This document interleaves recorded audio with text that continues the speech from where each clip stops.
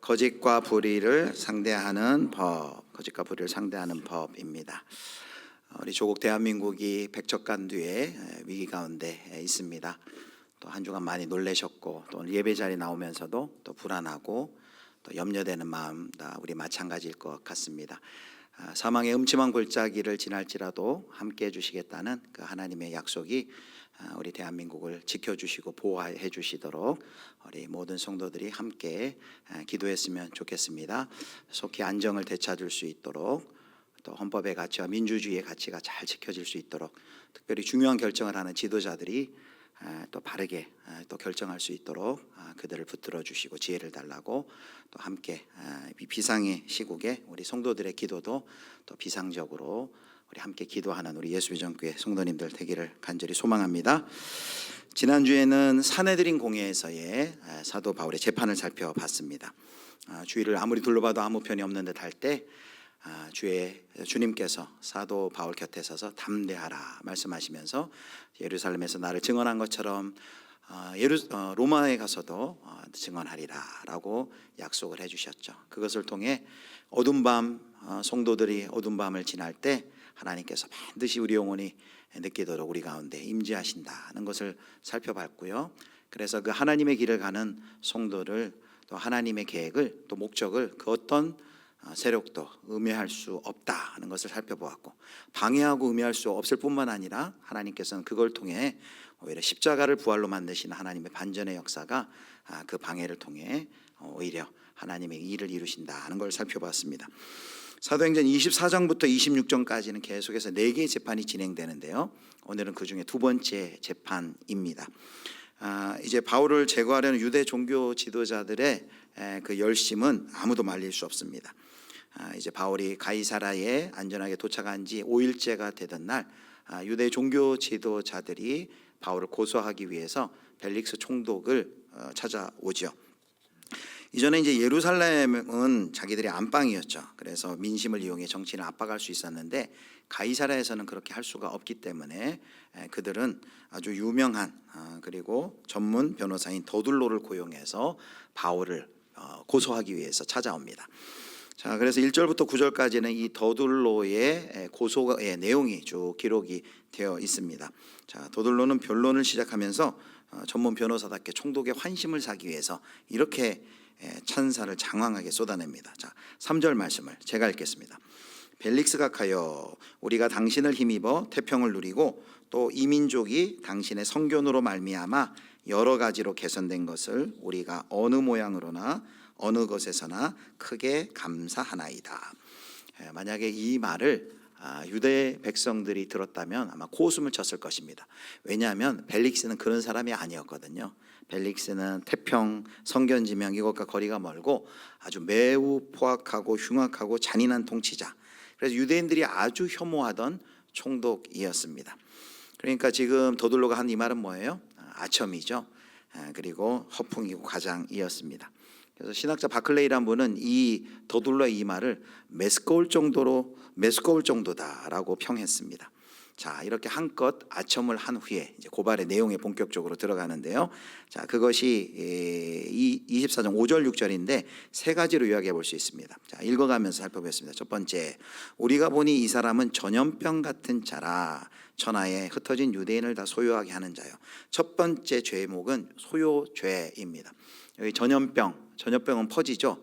옛날 성경에는 조금 더 직접적으로 연병이라 그랬습니다. 이 사람은 연병이라고 말했습니다. 전염병처럼 위험한 사람이고 그의 활동을 방치하면 유대인들뿐만 아니라 로마 제국 전체에 악영향을 미칠 사람이다. 그래서 소요를 일으키는 사람이다 라고 소요죄를 제기하죠. 자, 두 번째 5절을 다시 보면은 뭐라고 되어 있냐면 나사렛 이단의 우두머리라고 말합니다. 이제 예수님을 따른다는 걸 이렇게 얘기하죠. 왜 나사렛 이단이라 했을까요? 예수님이 나사렛에서 자라났거든요. 그래서 이 나사렛 이단이라는 표현을 통해서 자기들 유대교는 로마에서 인정한 합법적인 종교인데 저 예수, 나사렛 예수를 따르는 그 아주 불법적인 집단이다 라는 것을 부각시키기 위한 표현이죠. 두 번째 제목은 그래서 이단 활동죄입니다. 세 번째 제목은 이제 6절에 있습니다. 6절 그가 또 성전을 더럽게 하려 함으로 우리가 잡아싸우니. 세 번째 제목은 성전 모독죄입니다. 바울이 이제 로마가 인정하는 유대인의 특권인 성전을 더럽히려 했다. 그래서 성전을 더럽히고 소유하는 것을 우리가 현장에서 직접 붙잡아서 현행범으로 체포해 왔다라고 주장하는 거죠. 성전 모독죄. 자, 세 가지. 첫 번째는 무슨 죄요? 소유를 일으킨 소유죄. 두 번째는 이단으로 활동한 죄. 세 번째는 성전 모독죄입니다. 더들로는 이제 그 마지막에 이제 벨릭스 총독의 신문하에 보면 내가 제기한 이 모든 문제들이 사실임을 알 수 있을 것이다 라면서 이제 고소를 마칩니다. 도들로의 말빨이라 그러죠. 변호사니까, 전문 변호사니까 말이 얼마나 유창하고 화려했겠습니까? 그렇게 진행이 되었습니다. 그런데 이제 우리가 바로 곧 이어서 바울의 변론을 살펴보겠지만 이것들이 다 이제 증거를 제시할 수 없는 어떤 선동이고 그리고 근거 없는 음해일 뿐입니다. 이 모든 제목은 사실 믿음에 관한 문제였는데 지금 어떻게 몰아가고 있냐면 정치적인 범죄자로 몰고 있습니다. 바울이 마치 심각한 정치 봄으로 그를 몰아가고 있는 거죠. 근데 이 전술은, 이 계략은 마치 예수님을 십자가에 달 때도 그렇게 했습니다. 예수님을 빌라도 앞에 데려가서 정치적인 죄목으로 고소한 그 수법을 그대로 지금 이들이 따르고 있는 것이죠. 바울은 이렇게 거짓과 속임, 불의의 공격을 받고 있습니다. 자, 우리는 첫 번째로 이 바울을 고소하는 유대인들의 모습, 그리고 그 재판을 진행하는 벨릭스의 제가 살펴보겠지만 모습을 통해서 이 세상의 질서가 어떠한가를 우리는 확인할 수 있습니다. 유대인들은 어땠습니까? 자기들의 세력 기반을 유지하기 위해서 아첨과 거짓말을 예사롭게 했습니다. 그리고 음해하고 음모하고 사람을 이제 모함하고 자기 마음에 들지 않을 때 이렇게 가두려고 하는 그 시도를 하고 있죠. 그리고 또 이제 벨릭스, 잠시 뒤에 살펴보겠지만 이제 벨릭스가 나중에 보면 이 바울이 무지한 것을 다 압니다. 그러면서도 곧바로 석방하지 않고 무책임하고 게으른 모습을 보여주죠. 그렇게 석방하지 않는 것은 유대인의 환심을 사기 위해서 지금 양쪽을 저울질하는 것입니다. 판결을 연기하고 정의 실행을 미루고 있는 것입니다. 바로 죄로 물든 이 세상이 이와 같다는 것이죠. 거짓과 불의가 가득한 세상이라는 것입니다. 그래서 우리가 늘 알지만 다시 한번 오늘 말씀을 통해 우리가 확인할 수 있는 게 뭡니까? 우리가 이런 세상 속에 살고 있다라는 것이에요. 빛과 어둠이 대립하고 생명과 죽음, 창과 거짓, 또 복과 저주, 그리고 정의와 불의의 싸움이 일어나는 치열한 전쟁이 일어나는, 우리가 그걸 영적 전쟁이라 하죠. 그 영적 전쟁의 한복판에 우리 그리스도인들이 거기에 서 있다. 그리고 그 전쟁을 우리는 수행을 해야 하는, 거룩한 싸움을 수행해 가야 하는 사람들입니다. 자, 그러면은 우리는 어떻게 그러면 이 거짓과 불의가 가득한 세상 속에서 어떻게 이 전쟁을 수행해 나갈 수 있는 것인가? 그것을 바로 사도 바울은 이 싸움을 어떻게 했는가를 살펴보면서 이 질문에 대한 대답을 우리가 찾아보려고 합니다. 자, 먼저 이 더돌로의 고발 진술을 들은 이제 벨릭스가 바울을 향해 어떤 신호를 했어요.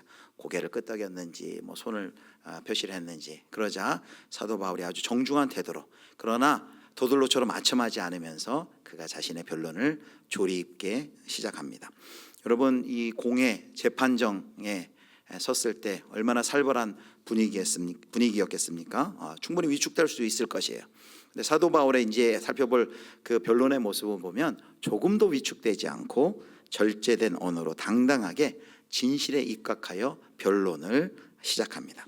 자, 조목조목 더돌로의 주장을 이제 반박하는데요. 자, 우리가 세 가지 아까 살펴본 것들을 한번 보겠습니다. 첫 번째, 소동죄라 그랬죠. 소동을 일으켰다는 죄목에 대해 뭐라고 반박하는지 보겠습니다. 자, 11절부터 13절 우리 같이 읽습니다.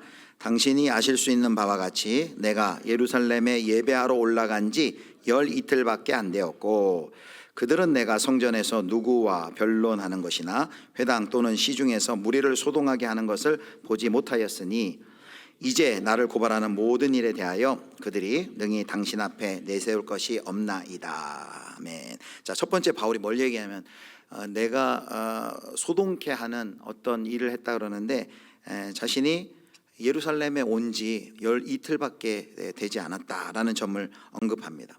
그 사이에 온 세상을 소동시킬 그런 소요를 일으키게 준비하고 일으키기에는 짧은 기간이다라는 것을 이야기하면서 더 나아가 이런 이야기를 합니다.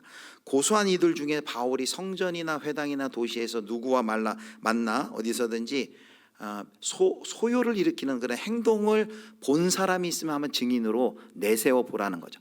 그 증인이 있었다면 이 사람들이 가만히 있었겠느냐. 그 증인을 데려왔을 텐데 말만 주장하지 아무런 증인을 제시하지 못하고 있다라는 걸 지적을 합니다. 그러면서 13절처럼 결론적으로 그들이 주장하는 내용 자체가 왜곡됐고 고발은 성립할 수 없다라는 것을 첫 번째 소요죄에 대해서 반박합니다. 두 번째는 이제 이단, 나사렛 이단이라 하는데 그 이단이라는 그 고발에 대한 반박입니다. 자, 14절에서 16절까지. 그러나 이것을 당신께 고백하리이다. 나는 그들이 이단이라 하는 도를 따라 조상의 하나님을 섬기고 율법과 선지자들의 글에 기록된 것을 다 믿으며, 우리 15절 같이 읽습니다. 그들이 기다리는 바 하나님께 향한 소망을 나도 가졌으니 곧 의인과 악인의 부활이 있으리라 함이니라. 이것으로 말미암아 나도 하나님과 사람에 대하여 항상 양심의 거리낌이 없기를 힘쓰니라. 아멘.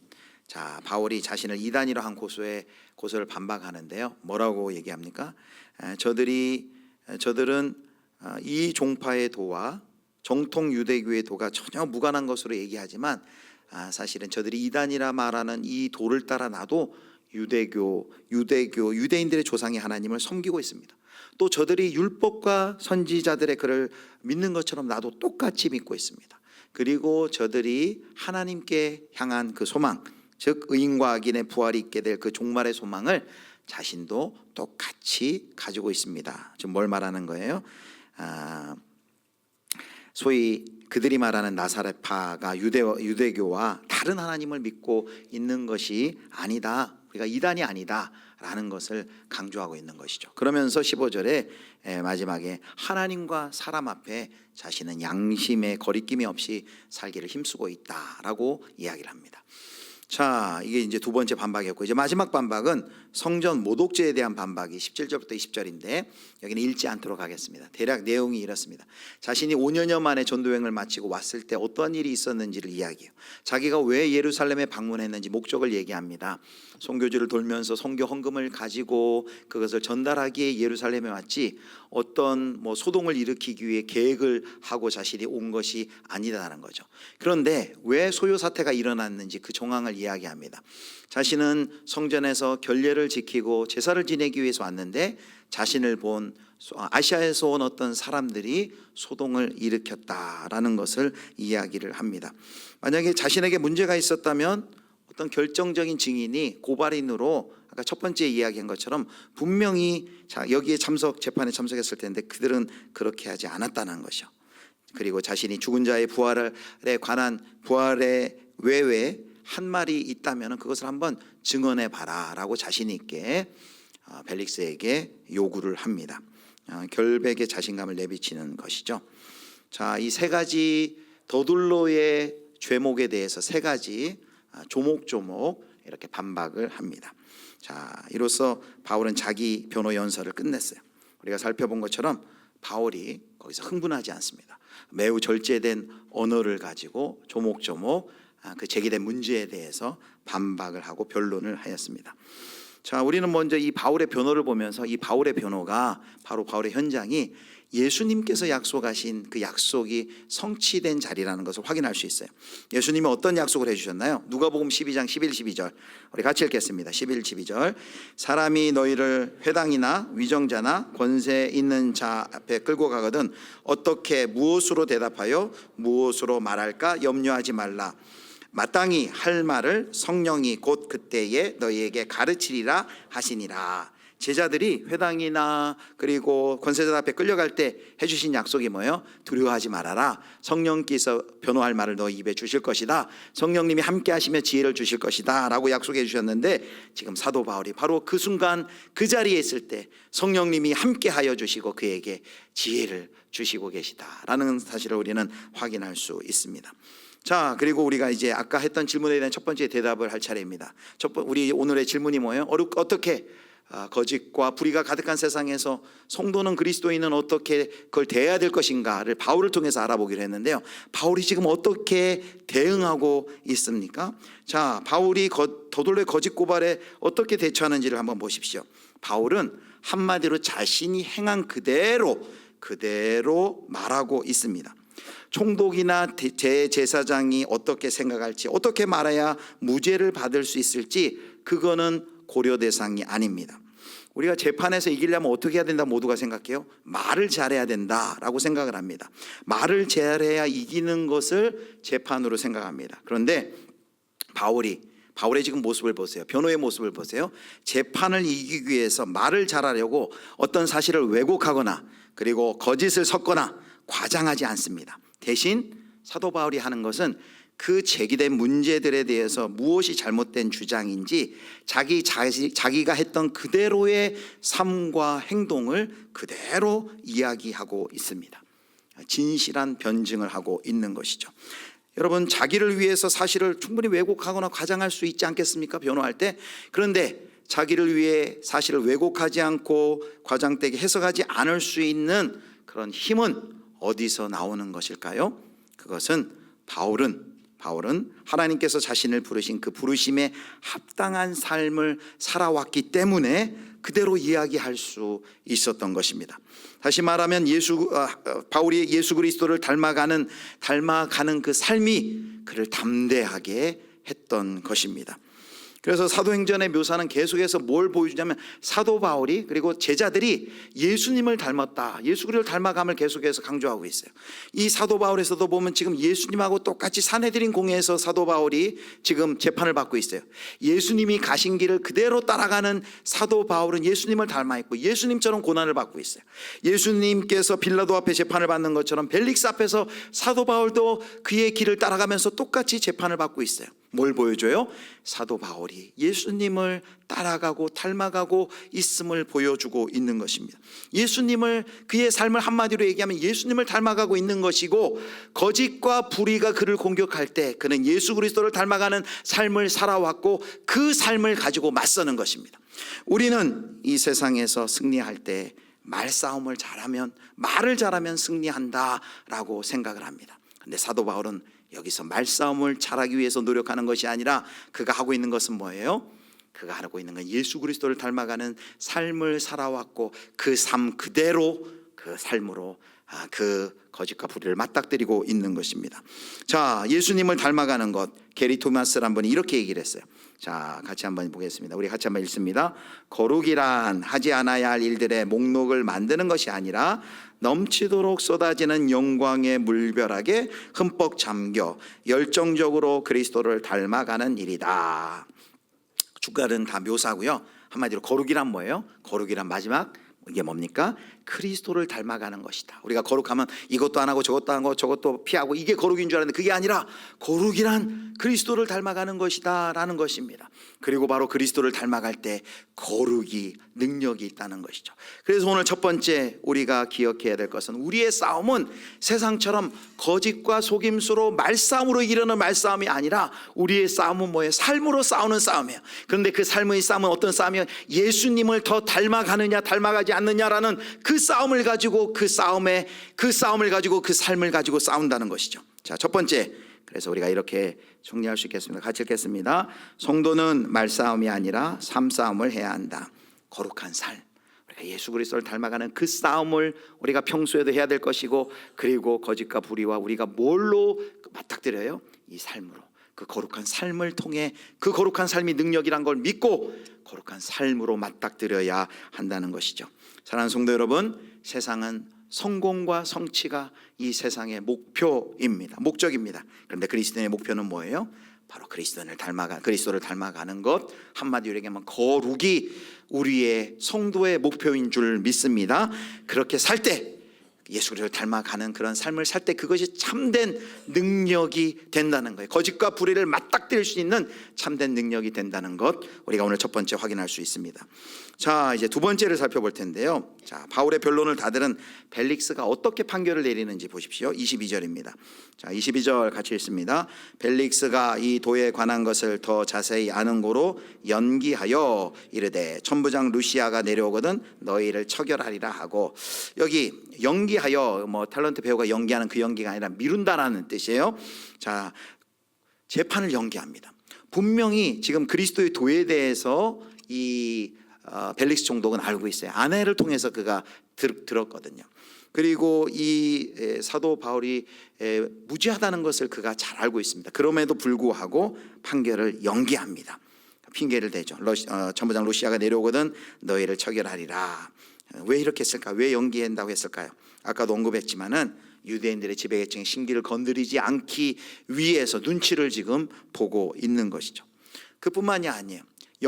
재판을 지연하며 공의를 정의를 실현하지 않는 그런 일을 함과 동시에 26절을 나중에 보면 바울을 부르는데 뭘 기대하며 부르냐면, 바울이 아까 뭐라고 했냐면 자기가 예루살렘 올 때 선교지에서 헌금을 거액의 헌금을 가지고 전달하기 위해 왔다니까, 혹시 그 돈이 있을까요? 돈을 좀 뜯어낼 수 있을까요? 돈을 받기 위하여 그가 사도 바울을 부르는 것을 볼 수 있습니다.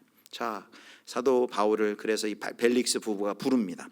불러서 개인적으로 이제 마주할 기회가 사도 바울에게 생겼어요. 여러분, 지금 재판의 과정에 있어요. 자, 아직 그 마지막 선고가 내려지지 않아요. 그런데 개인적으로 지금 재판장을 만날 기회가 왔습니다. 그러면 그에게 뭘 요청을 하시겠습니까? 뭐라고 여러분 같으면 말하겠습니까? 아마 그때가 좋은 기회일지 몰라요. 내가 재판장에서 얘기한 것처럼 재판장님, 내가 너무 억울합니다. 이것은 거짓입니다. 잘못되었습니다. 그걸 아실 것입니다. 라면서 자신의 무죄를 호소하고 이 재판의 결과가 빨리 나올 수 있도록 하소연할 수도 있었을 것입니다. 그런데 사도 바울은 석방하기를 청원하지 않아요. 어떻게 하냐면 만났을 때 25절처럼 그가 복음을 전합니다. 자, 25절 보겠습니다. 25절 우리 호산나 찬양대가 읽겠습니다. 바울이 의와 절제와 장차오는 심판을 강론하니 벨릭스가 두려워하여 대답하되 지금은 가라. 내가 틈이 있으면 너를 부르리라 하고, 바울이 그에게 들려줬던 것, 그들이죠. 벨릭스와 그의 아내에게 들려줬던 것은 바로 그리스도에 대한 신앙이고, 그 신앙의 주제는 뭐예요? 의와 절제와 장차오는 심판. 아주 맞춤형으로 그에게 꼭 그리스도의 신앙 복음 중에서도 꼭 필요한 얘기를 한, 그는 불의한 자였습니다. 그에게 하나님의 그 공의가 무엇인지, 하나님의 의는 무엇인지 그는 방탕한 자였습니다. 그에게 하나님의 절제에 대해서 알려줍니다. 그리고 장차올 심판, 그 심판의 하나님에 대해서 그가 이야기합니다. 그래서 바울은 지금 세상의 권력 앞에서도 조금도 위축되지 않고 오히려 담대히 세상의 질서를 전복시킬 그 하나님 나라의 주권과 하나님 나라의 권세에 대해서 증거를 하는 것이죠. 여러분, 이 벨릭스가 그 이야기를 들었을 때 오늘 말씀해 보면 두려워했다라면서 사도 바울에게 물러가게 합니다. 아마 그가 했던 잘못들이 떠올라서 불편했고 충격적이었을 거예요. 그의 아내도 남의 아내였던 여인을 빼앗아서 아내로 그가 삼았습니다. 그리고 온 세상 사람들이 그를 손가락질하는, 그를 증오하는 그런 불의한 통치자였습니다. 그런데 그런 불의한 통치자, 말 한번 잘못하면은 어떻게 될지도 모르는데 그 사람 앞에 담대하게 사도 바울이 서서 심판하는 권력자 앞에 뭘 얘기해요? 참된 의가 무엇인지, 공의가 무엇인지, 절제하는 것이 무엇인지, 그리고 심판이 하나님의 공의로운 심판을 이야기합니다. 여러분, 어떻게 사도 바울은 그 무서운 권력자 앞에서 참된 의와 절제와 심판을 이렇게 가르치는 용기가 그에게 있었던 것일까요? 그가 도대체 뭘 믿고 있기에 이렇게 담대하게 하나님 나라의 의와 절제와 용기에 대해서 그가 전했을까요? 그것은 바로 최종 심판의 권세는 사람이 아닌 하늘의 왕이신 하나님께, 주님께 있다는 것을 그는 굳게 믿었기 때문입니다. 이것을 그는 평생 붙들고 나아갑니다. 자, 디모데후서 4장 8절 말씀 같이 읽겠습니다. 이제 후로는 나를 위하여 의의 면류관이 예비되었으므로 주 곧 의로우신 재판장이 그날에 내게 주실 것이며 내게만 아니라 주의 나타나심을 사모하는 모든 자에게도니라. 아멘. 사도 바울의 유언과 같은 디모데후서 마지막 서신에서 그가 뭘 바라봅니까? 주 곧 나를 위하여 의의 면류관이 예비되었으므로, 여기 하나님을 뭐라고 불러요? 주 곧 누구요? 의로우신 재판장이라고 부릅니다. 왜 의로우신 재판장이라 부를까요? 제가 설교 시간에 자주 얘기했잖아요. 전능하신 하나님, 사랑의 하나님, 인애의 하나님, 하나님을 묘사할 수 있는 많은 하나님을 향한 호칭이 있지만 왜 여기 이 대목에서 의로우신 재판장이 그날에 내게 주실 것이라는 이름으로 하나님을 부릅니까? 디모데후서 4장에 지금 바울이 지금 어디에 갇혀 있어요? 지금 바울이 사도행전 24장에는 가이사랴 감옥에 갇혀 있지만 디모데후서에 보면 이 로마의 감옥에 갇혀 있습니다. 로마에까지 가서 로마의 감옥에 갇혀 있어요. 세상 이제 사도 바울은 이제 이 땅에서의 삶이 얼마 남지 않았어요. 순교의 부름이 얼마 남지 않았다는 그건 알고 있습니다. 이 세상의 가장 높은 시저의 재판장은, 시저는 그를 향해서, 사도 바울을 향해서 사형이라고 선고했지만 사도 바울은 지금 마지막 서신을 통해서 뭘 이야기하는 것입니까? 한 방 먹이는 것이죠. 시저를 향해서 너는 나를 향해 사형이라고 선포했지만 그것이 최종 심판이 아니다. 이 세상의 최종 심판은 바로 주 곧 의로우신 재판장, 하늘과 땅의 권세를 가지시고 온 세상을 다스리시는 하나님의 마지막 최종 심판이 나에게 기다리고 있다라는 것을 그는 선포하고 있는 것입니다. 그 믿음이 있었어요. 권세자가 온 세상을 다스리는 것이 아니라 바로 의로우신 재판장이신 하나님이 공의로 이 세상을 통치하시고 다스리심을 믿었기에 그가 담대하게 권세자 앞에서 하나님의 의와 절제와 그리고 심판을 그가 선포할 수 있었던 것이죠. 그러므로 사랑하는 성도 여러분, 우리도 이 땅에서 거짓과 불의가 가득한 세상 속에서 우리는 어떻게 대해야 되겠습니까? 두 번째, 우리 같이 읽겠습니다. 두 번째 같이 읽겠습니다. 최종 심판의 권세는 의로우신 재판장이신 주께 있다. 최종 심판장의 권세는 의로우신 재판장이신 하나님께 있다는 걸 우리는 꼭 기억해야 됩니다. 나의 운명이 총독 벨릭스가 아니라 하나님께 있음을 굳게 믿고 나의 해야 할 바를 하는 것, 전해야 할 바를 전하는 것, 바로 우리가 이것이 거짓과 불의에 맞닥뜨리는 두 번째 방법입니다. 이제 마지막이에요. 자, 벨릭스가 바울이 부재인 걸 알았어요. 그런데 풀어주지 않습니다. 자, 27절을 보면 얼마 동안이나 오랫동안 이게 석방이 되지 않냐면 24장 27절 보세요.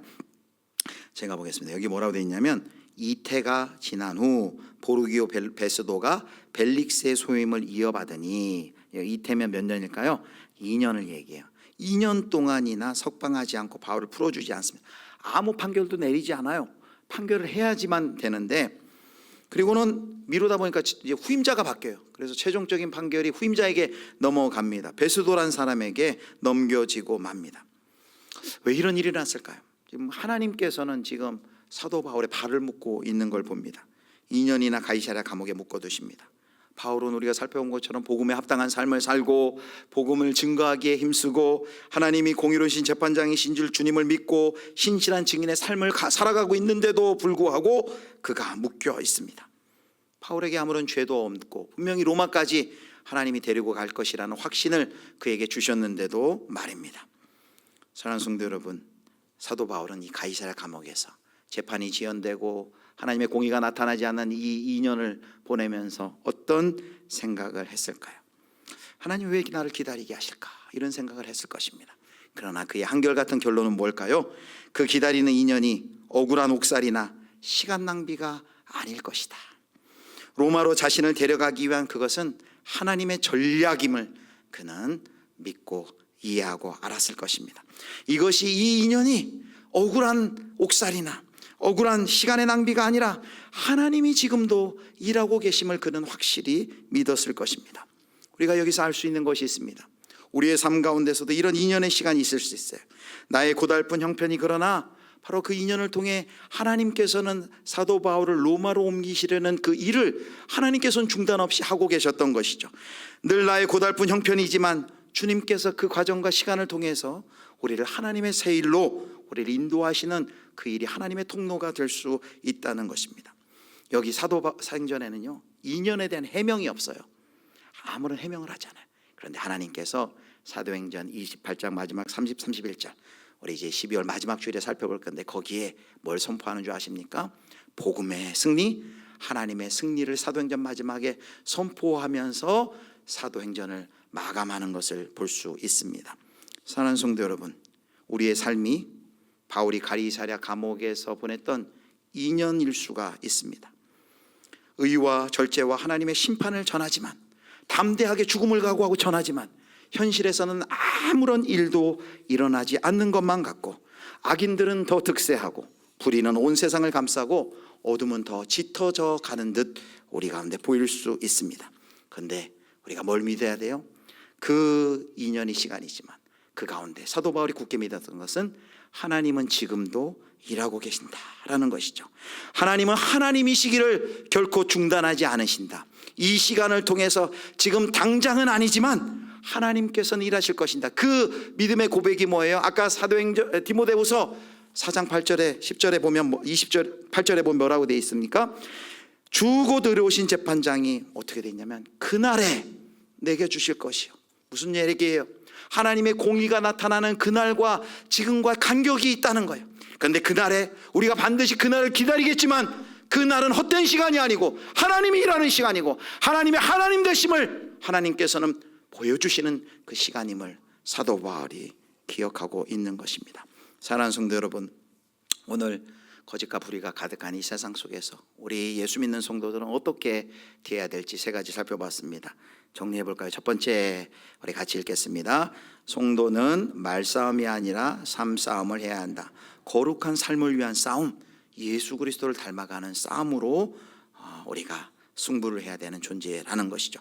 두 번째 같이 읽습니다. 최종 심판의 권세는 의로우신 재판장이신 주께 있다. 어떻게 그렇게 엄혹한 무섭고 두려운 권력자 앞에서 하나님의 의와 절제와 심판을 선포할 수 있었어요? 그에게 믿음이 있었기 때문이죠. 믿음이 있었기 때문에 그가 그렇게 말하고 행동할 수 있었던 것이죠. 어떤 믿음이요? 최종 심판은 네가 아니라 하나님이 하신다. 하나님이 온 세상을 다스리시고 통치하신다. 하나님이 의로우신 재판장이시다. 공의로운 하나님을 믿고 의지하고 그가 담대히 전하고 행동했던 것이죠. 세 번째 마지막 있습니다. 그날을 기다려야 하지만 하나님은 일하고 계신다. 그런데 공의로운 하나님이 일하시는 그날은 우리가 생각하는 날과 간격이 있어요. 낙심할 수 있습니다. 실망할 수 있습니다. 그러나 우리가 그날 뭘 기다려야 돼요? 그날에 오기까지 하나님은 하나님 되심을 중단하지 않고 하나님은 일하고 계신다. 그리고 반드시 하나님은 하나님의 의로운 통치를 나타낼 것이다 라는 이 믿음을 가지고 우리가 나아갈 때 우리가 거짓과 불의가 가득한 세상 속에서 우리가 낙심치 않고 우리가 싸워 승리하며 나아갈 수 있습니다. 우리 예수 비전의 모든 성도님들이 바로 이와 같이 거짓과 불의가 가득한 이 세상 속을 걸어가면서 바로 이 세 가지를 기억하시면서 예수 그리스도를 닮아가시며 우리의 의로우신 재판장이신 하나님이 온 세상을 그리고 이 나라를 다스리신다는 것 기억하시며 나의 삶을 우리 교회를 다스리심을 기억하면서 그날을 바라보며 나아가시는 은혜가 있기를 주님의 이름으로 축원합니다.